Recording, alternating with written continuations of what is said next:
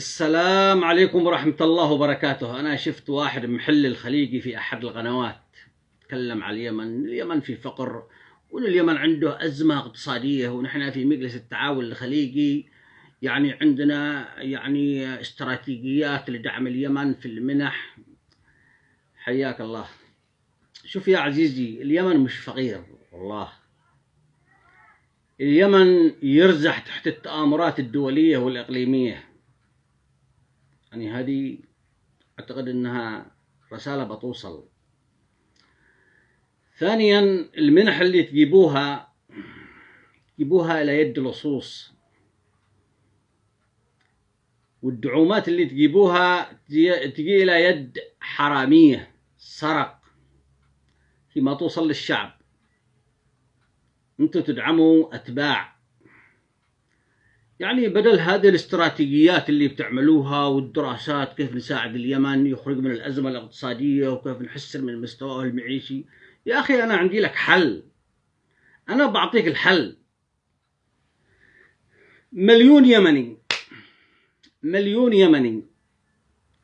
خلها نقول عندنا مليون أسرة في اليمن.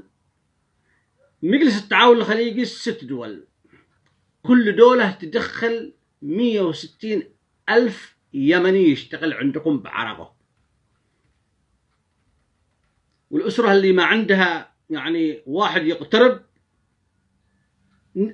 نعمل جمعية بهذا المغتربين يدفع بالشهر 5 ريال بس. ندعم بها الأسر هذه اللي ما عندهم شخص يروح يقترب. هذا لا، من كل بيت من كل أسرة نفر واحد يقترب في بلدكم، بدل ما انتم تجيبوا لنا من شرق آسيا ومن سريلانكا.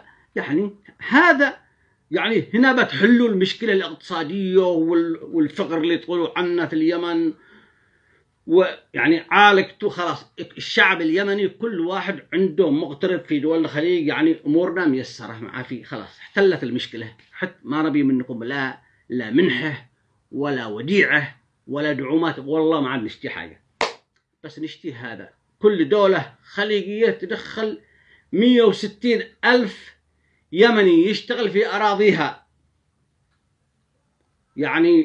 بإقامة، ينفذ زي ما يقول لك إيش، يمتثل للقوانين، مثل أي مغترب، أي مقيم في بلدكم. إلا أنتم حليتوا المشكلة هذه الاقتصادية والفقر اللي معانا، اللي بتقولون بدل ما كل ساعة وجمعتوا لنا مليار وأجى لا يد السرق وأكلوه، ما يوصل ليد الشعب يا أخي. والله إنه هذا الحل. عملوها وحليتوا أزمة ومشاكل. ما عاد نبي شيء، ما عاد نبغى منكم أي حاجة. خلونا إحنا نشتغل بس بعرقنا في بلدكم، واحتلت الأمور، ورحنا أخوان، رحنا حبايب. بدل ما تشلوا همنا، وإنكم يا أخوان لا تشلوا همنا، إحنا علينا تآمر، ولا نحنا نسبح على نهر من النفط ونهر من الذهب.